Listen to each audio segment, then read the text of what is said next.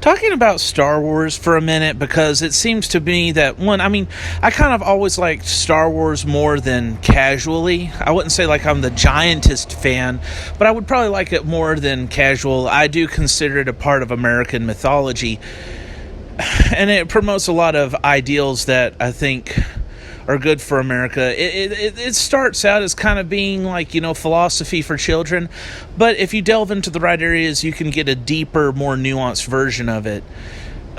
Okay, the thing is with this whole thing about Star Wars becoming a new battleground for the culture war between like extreme feminists and extreme right, and the sad thing is that the extreme left and the extreme right are trying to get everybody in the middle to kill each other while they don't do the actual fighting.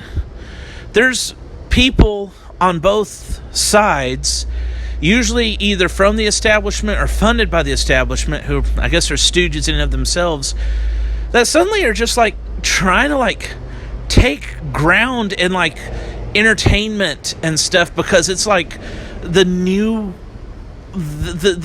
replacement for some of religion. I don't know. I'm noticing that there's a lot of people who 10 years ago, well, maybe more like 20 years ago, who 20 years ago, whether they're right wing, whether they're left wing, they would be so obsessed with politics and their careers that they would view anything related to video games, anime, manga, comic books, all that jazz as kind of childish, if not shameful.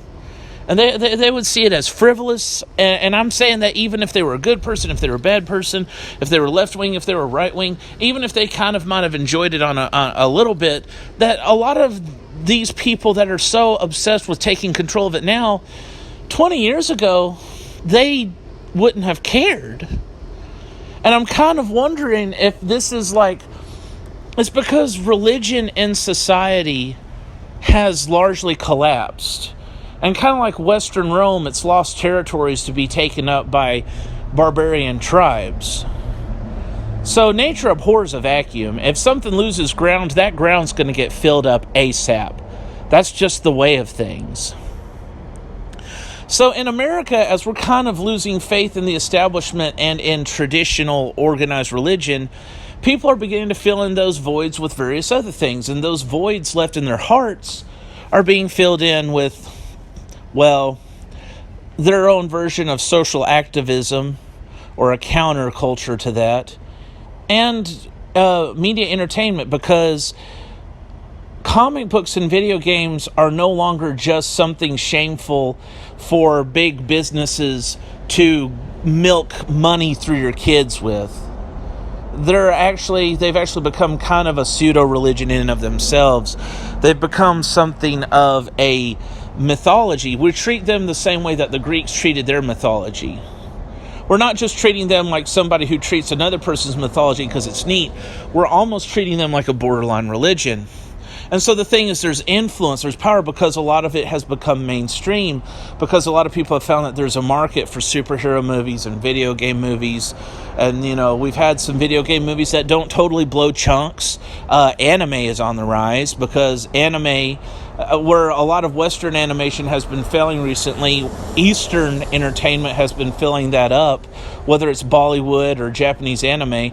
China is a huge consumer of media in general. So why is there just this sudden push that all of a sudden people are debating over Star Wars and sci-fi and superheroes like it was an extension of their religious and political views? Well, they, on a positive side, it means something. It is kind of a part of our culture. It is kind of a part of our heritage in a way as a country. But I swear, I know that some of these people, just by reading their personalities, by reading the atmosphere of the room, some of these people, like I said, both left and right, wouldn't have given a flying fuck about video games. But suddenly it influences people. It makes money. It's popular. So now they're trying to take control over it, because it's kind of like the gold rush in the 1800s. There's gold in them there hills. So the thing is that everybody who having their ship sink from the old regime, from the old way of doing things, is now seeing this and they're trying to latch onto it to stay afloat. That's why you've got people, whether it's Anita Sarkeesian or the people that she criticizes, well, the ones that actually deserve it, not just people that she disagrees with, they're the ones who are like, they would have hated video games and comics back in the day. Of course, video games and comics didn't have the best representation. Some of them were just to sell toys, and some of them were just dumb. But the thing is that they're interested. They're the people who don't give a fuck about comics and video games in and of themselves, for themselves, by their own virtue. They see it as an opportunity for power, as a place to set up base, as a place to hide. And that includes, people on politics on both sides. Anita Sarkeesian herself said that a lot of the fanboys, quote unquote, that were tempted to be mean to her were being influenced by neo-Nazis and racists and right-wing fanatics who didn't really have any care or consideration for video games to begin with, and that they were just using that as a stepping stone to attack her. I actually think that she's technically right on that, but I also think that what she says against them applies to her. I think it's a two-way street. In other words, Anita Sarkeesian was technically right, but it takes one to know one. Let me repeat that, just in case you think I love Anita Sarkeesian when I don't. It takes one to know one. She was telling the truth. It's just that she was projecting. So it's kind of like, what's going to piss people off is that I gave Anita Sarkeesian credit, but it's credit that's a double-edged sword. It shows what's wrong with her too. And that's what it is. These two winning sides of a decaying false left-right paradigm are dying. And in the same way that the Romans, who tried to kill Christianity, suddenly tried to embrace Christianity like it was Team Jesus all along, well, that's kind of what's happening with the Johnny-come-latelys, with the people who used to make fun of nerds to get good with the cool kids, who are now kissing nerds' asses because they're kind of becoming the new cool kids. And nerds can have their bullies and assholes too. It's not just preps and jocks. And and some preps and jocks can be nice, so it's like we're not going to get all black and white about this junk. But the thing is that these people, that whether it's Anita Sarkeesian or the people that she criticizes that actually deserve to be criticized, not just people who called her out on her bullshit, because Anita Sarkeesian's a con woman. The thing is that, holy cow, these people would not have given a fuck about this stuff 20 years ago. It's not about video games and comic books being celebrated as a culture, as a mythology, as a heritage of the collective consciousness of art and creativity that expresses our values through our heroes and expresses our values through the quality of artwork that we do, of writing, and an appreciation of it as an art form. This is being done because, it's just something that we've got to pay attention to. Now, I want to use this as a stepping stone to kind of talk, to briefly summarize what a cold reading of what I feel about the whole Star Wars thing. And I know I'm kind of coming in late to the game because it's like everybody's bitched about The Last Jedi. Everybody's talked about The Rise of Skywalker and how Solo lost money and all that jazz. And without going too much into detail, I think the thing is that both sides are kind of having an oversimplified view of it, and they're using something that's technically true as an excuse to just be an asshole. And the thing is that some people who complain about SJW identity politics in the media, they might be wearing a little bit of nostalgia glasses and say that, it was never political. They kept politics out of it. And it's like, I'm sorry, brother. I grew up in a conservative household. My parents were very strict with what we watched. And whether it was Disney, PBS, or an ABC family sitcom, or the exception to the rule of The Simpsons and King of the Hill, my parents were very quick to point out how a lot of things in mainstream media were subtly liberal. So you can't have these people who are conservative acting like the media was never political because they're wearing nostalgia glasses and reminiscing about the old days. I'm sorry, I saw it all the time because my parents wouldn't shut up about pointing it out to me. So the thing is that the media was always political, and it was always politically biased. However, in something that's going to put the left wing at bay, they were better about it. Some of them were more subtle about it, and they still focused on creating good artwork first and foremost. And then they let their media, if they had a political point of view, it would be subtle, it would plant seeds, it would be overtones and undertones. And sometimes they would throw a bone to the opposition. Sometimes they would give credit and humanize the opposition. Sometimes they would make fun of themselves. Like The Simpsons, for its time, was always probably more liberal leaning, but they at least took time to make fun of liberals. That's in Lisa Simpson. You love Lisa Simpson. She's a good person, but she can be cruel and sadistic sometimes in her self-righteous crusades based on liberal leftism. And even though Lisa Simpson is a hero, even if you disagree with her, you realize that she's a good person, but you see how Lisa Simpson has flaws and how she's meant to be made fun of and criticized from time to time too. So the thing is that, yes, the media was always political, but it was subtler about it. And it was always left-leaning, but it did a better job of humanizing the opposition. And it did a better job of sometimes exploring the other person's point of view. It did a better job of criticizing itself every so often. And it probably overall, what was easier for us to just ignore whatever political undertones that we didn't like, it focused on making a good story first. So both sides are a little bit extreme about it. Both sides are having selective memory.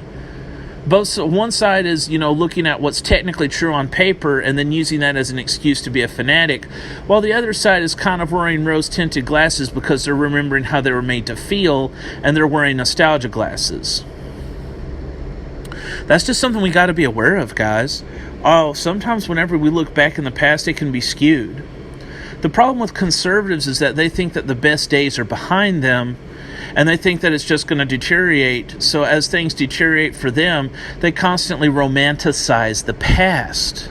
And so now they think that the past was better than it actually was, and that the future is nothing but bleak, and everything modern or future sucks. So that's why they hate everything young people do. Even whenever young people that they call liberal might actually be better at being conservative than they are in a couple of areas on a technical way. The liberal left, on the other hand, makes the mistake of seeing that everything in the past was bad. And, there's this thing called progress. Things do get better. I am glad I live now than I do back in the day. But I understand that whenever you learn something, you forget something, that every time you solve a problem, a new problem rises to take its place. So we will never be without problems. There is no perfect decision. But the problem with the liberal left is that they see everything in the past as bad. And that's the major thing. That's why a lot of liberals are young and a lot of conservatives are old. They see the world through lenses that is where they're at in life.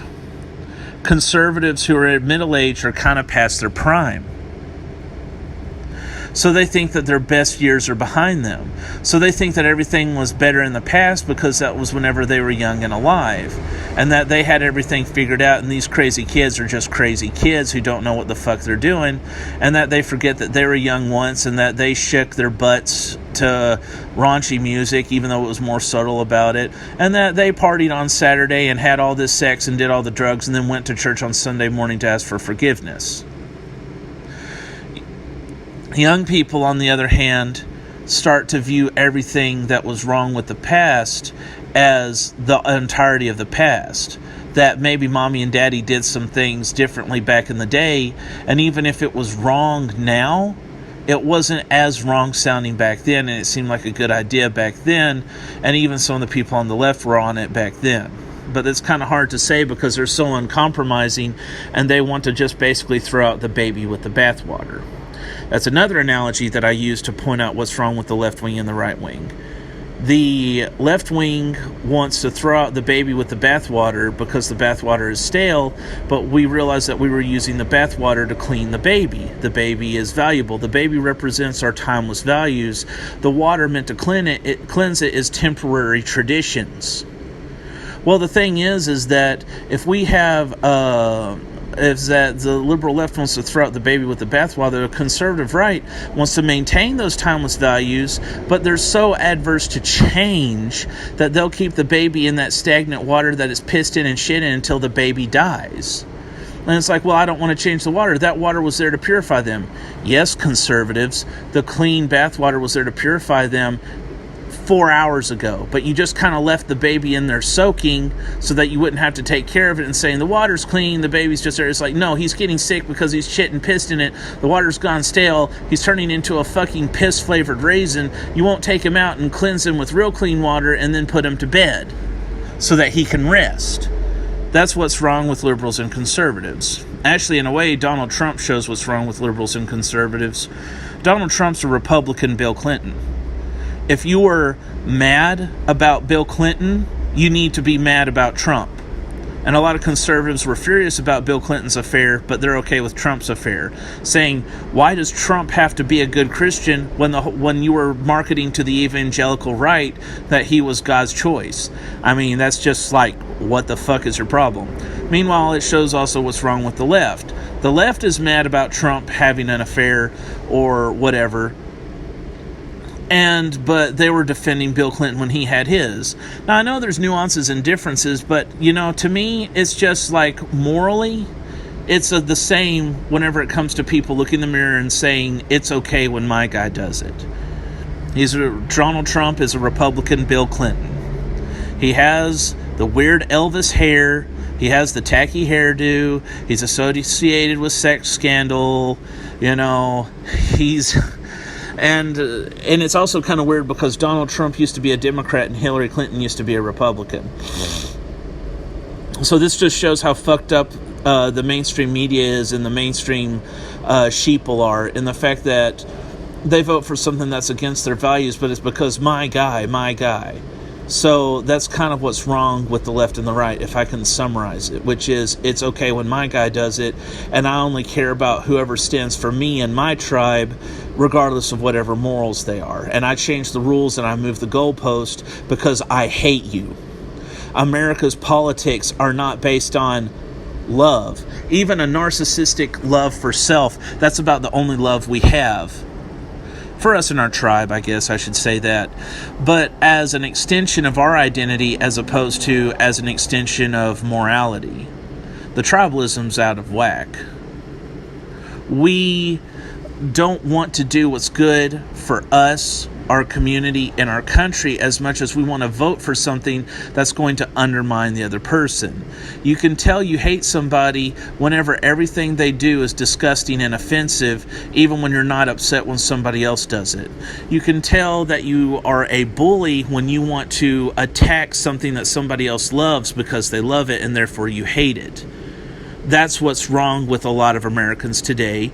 Some are more guilty of it than others, and different people do it different ways. But that's what's wrong, is that we want to attack something that you love because we hate you, because that's going to hurt you. And some people can't be pleased.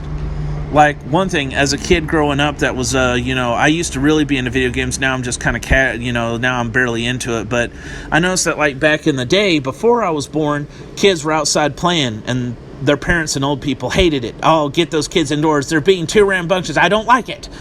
And then the kids went indoors and started playing video games all day. Oh, those kids are playing video games all day. They're not socializing. They're not getting exercise. I don't like it. And then they started playing Pokemon Go, where it was a video game that got them to socialize and to exercise. And it's like, these kids are playing Pokemon Go. Pokemon Go is for faggots. I don't like it.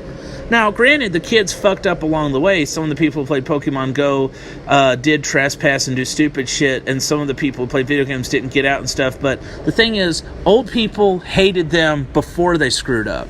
They just knew how to bite their tongues until the people that they hated screwed up, and then they let loose the fucking fury, and they had the guise of saying, well, it's because they trespassed into my lawn. That is fucking wrong, Grandma, but you really hated these people before they did that, so whenever they finally did fuck up, you weren't like surprised or saying, kids, I hate doing this to you, but this is how you fucked up. You're like, haha, I got you now, you little bastards, for being different. Fuck you for not being me.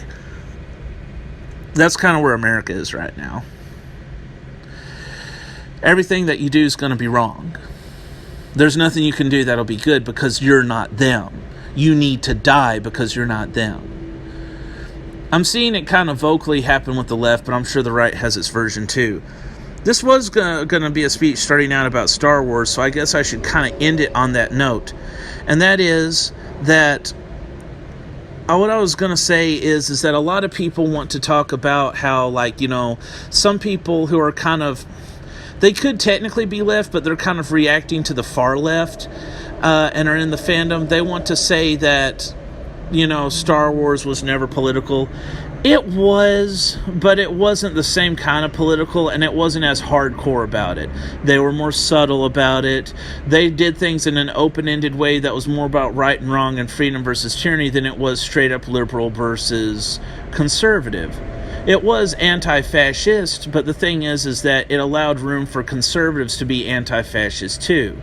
So the thing is that there was something against authoritarianism, usually of a right-wing orientation, but they did it in a way that didn't alienate somebody just because they were right-wing, because they were focusing more on the moral of the story, which is how people who lost their democracy to a dictatorship got their democracy back. The problem with people who hate the left is that they want to sit here and almost take the side of the Galactic Empire, and the problem with people on the right is that they're saying that a message about freedom against tyranny is automatically communist. So that naturally, if you say that rebellion against tyranny is automatically communist propaganda, well then all the conservatives are going to take the side of the fucking Galactic Empire, and now I've got assholes who basically want to turn, who are liberal and want to have their own version of liberal Palpatine, and I've got conservatives taking the side of the fucking bad guys. I mean, I can't fucking win. I can't fucking win because I see Star Wars as more of a tale of rebellion against tyranny, kind of like the American Revolution or the French Resistance against Hitler. I mean, Emperor Palpatine was based off of 4 people primarily, and that was Caesar, Augustus, Napoleon Bonaparte, Richard Nixon, and Adolf Hitler. And even though probably most of the bad things that the empire was based off of were Eurocentric empires and dictatorships that were right-wing, it was also based off of the Soviet Union, which was left-wing and atheist, and it was also based off of Rome, which was not Christian at the whole time, and it wasn't 100% white. And it was also, you know, Axis powers. Japan wasn't white or Christian. So the thing is that there's nuance. And the thing is that people want to hijack something for their own extremism. People want to be a form of authoritarianism that favors them, but say that they're on the Rebel Alliance. I don't know what to say anymore. George Lucas admitted that he was a fuzzy-brained liberal, but he was so good at writing his story that was talking about the terror of big government gone amok that he was able to appeal to some Republicans who thought he was one of them. He wasn't one of them, but it's a good testament to story writing if you can express your own point of view, and when you're focusing on what's right instead of who's right, it actually appeals to people who might disagree with you but appreciate your moral in one area. I guess it's kind of like what Medea says, whenever your ways are pleasing to the Lord, even your enemies are at peace with you. It means that if you're truly good and enlightened, even people who would normally hate you might give you some breathing room because they can respect something good about you. Do you get what I'm saying? You have enemies, but you do your best and they're kind of at peace with you. It doesn't mean that your enemies are all okay or that everything's your fault, but it means that you know you're really doing it good when even your enemies don't have ammunition to shoot at you. You're going to have enemies. If you don't have enemies, you don't stand for anything, but whenever you're trying your best and even your enemies are at peace with you or they're running out of ammunition, then that means that then your ways are quote unquote pleasing to the Lord. Now, if your enemies hate you, it's probably saying something both about you, bad about you and them. They might be hating you for the wrong reason, but you might have given them ammunition to kick you in the butt with. I don't know the situation. I'm not God. But that's something that I think a lot of people need to understand. And whenever it comes to Star Wars, you know, yes, a lot of it is based off of right-wing or European empires, but not all of it is that black and white. Some of it was based off of the Soviet Union. Some of it was based off of ancient Rome. Star Wars is anti-fascist, but that doesn't mean that it's Antifa's version of anti-fascist. Yes, Star Wars appealed to hippies. Yes, George Lucas is a fuzzy-brained liberal. Yes, Star Wars is about a bunch of space Buddhists, but even though George Lucas was a liberal, and you probably see more liberal overtones to Star Wars than you do conservative ones, and the Galactic Empire probably has more in common with conservatives, and the Rebel Alliance probably has more in common with liberals, that doesn't mean that there's nothing for conservatives in Star Wars. I mean, if you think about it, the Rebel Alliance was a small group of spiritual gun owners who wanted small government and had tightly knit spiritual, almost family-like units. Now, I'm not trying to turn Star Wars into right-wing propaganda, but it was accommodating. It tried to appeal to people's better nature. That even if you realize that this was probably more for somebody who had liberal point of views than a conservative, the conservative could get something out of it because it didn't say you were scum. It tried to focus on right versus wrong. It tried to focus on freedom versus tyranny. This could give people hope to be the better person that they could be and to have some of their ideals. The problem with Anita Sarkeesian and Kathleen Kennedy, and well, Anita Sarkeesian didn't do this, but she's that same cut of cloth as Kathleen Kennedy. The problem with those ultra, ironically, very elite, very privileged, very corporate, very establishment feminist types is that they can't differentiate between right and wrong and left and right. And I can understand how you could veer left on one issue and right on another. I understand how you could be very, very leftist and you think that the left is better than the right wing. But can you at least humanize your opponent to realize that even if they're fucked up, they're probably trying to do the right thing based on what they understand? That's the problem. Star Wars was more about Star Wars politics, and this has been recorded. This is like on Wikipedia somewhere. Star Wars morals is more about right versus wrong than it is left versus right. And Star Wars politics is more about freedom versus tyranny than it is left versus right. And if you can't differentiate between that, then I'm sorry, you have been brainwashed. You have been brainwashed, man. You have been brainwashed because every dictatorship has said that it was absolutely free, and if you question it, you're going to die. So, in a way, Star Wars was largely apolitical. It did have a message that was kind of had liberal overtones, and it was made by liberals, but it was also in its origin, it was done in such a way that even Republicans could appreciate and get something out of it. Because the person who made it may have been liberal, and that may have influenced his point of view, and that's his right, and I respect him for it. But he did it in a way that wasn't meant to just castrate anybody who was right of center. And I think that's what we need to do with our media. It's not wrong if media leans left or it leans right. Even if you try not to bring politics into media, it's a part of your belief, therefore it's going to infect everything you do. You try to keep your political views and your religious views out of your artwork, and that's good, but eventually it's going to show at some point, or your people are going to catch wind of it. It doesn't mean you shouldn't try not to, but it means that, there's always going to be some influence there. So what's the best way to do this? 1, focus on making good stories first. Secondly, if you're going to have a political view, make it subtle, so that people who want to get something out of it can follow that rabbit trail and get satisfied, and people who don't can easily ignore it. Be subtle, plant seeds, have overtones. Some of the best things out there for religion, for example, focused on being a good story first, and then they had strong Christian overtones afterwards. Tyler Perry's Medea, maybe you want to criticize it or not, but for the success that it focused on being a good story first, and then it had its Christian message later. Because a lot of Christian entertainment sucks because preachers don't necessarily make the best entertainers. Oh, they can tell a good joke that makes your wife laugh in the pew in church. I'm sure they're champs at it. But that's not necessarily what makes a good director, even if they've got some good ideas. They had somebody who was a director first, and then he incorporated some things he liked about preaching in it second. The same thing with Peanuts. It was about entertainment first, and then it had strong Christian overtones afterwards. Its overtones it was mostly meant to entertain and be about life. It was largely secular in presentation, but the overtones had an emphasis in vaguely Christian value, I wouldn't say vaguely, but in the simple Christian values and in anti-bullying. Peanuts was against bullying because it was trying to laugh at something really bad to plant seeds into people. It's like, yeah, that was funny. You know, we shouldn't do that in real life because that would be retarded. We don't want to act like Lucy holding the football on Charlie Brown, do we? So no, that was kind of Charles M. Schultz's way of kind of being anti-bullying. About being an anti-sourpuss. So the thing is that if you're going to make something, focus on making good entertainment first and foremost. If you've got if you want to plant seeds or leave you like a little hint about what you believe or some kind of socio-political, economic, or religious, spiritual message in there, make it subtle, make it something of a distant second that it's easy for people to ignore if they want to ignore it, but easy for people to research if they want to research it.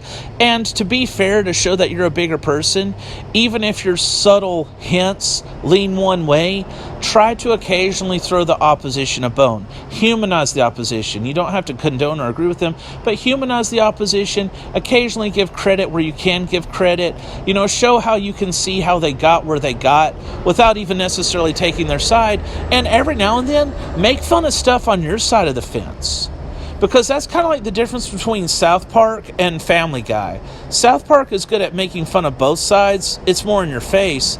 And The Simpsons might have favored the left, but it used to be good about making fun of both sides. Now, some people on the right are getting so intolerant of anything left-wing that they see everything that's left-wing as ultra-left-wing, and that's not the case.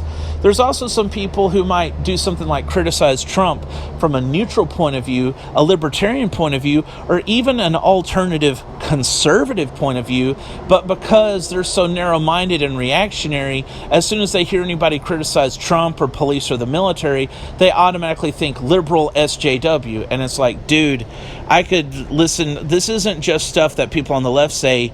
People who are like Ron Paul have said it too. But that's the thing wrong with the left-right paradigm. It's like either you're for Trump or if you're against Trump, you're an SJW, and that's not the case. That's what's wrong with our election system, is that, you could criticize Trump and hate Hillary Clinton. You could criticize Hillary Clinton and not be a big fan of Trump. But we don't see that.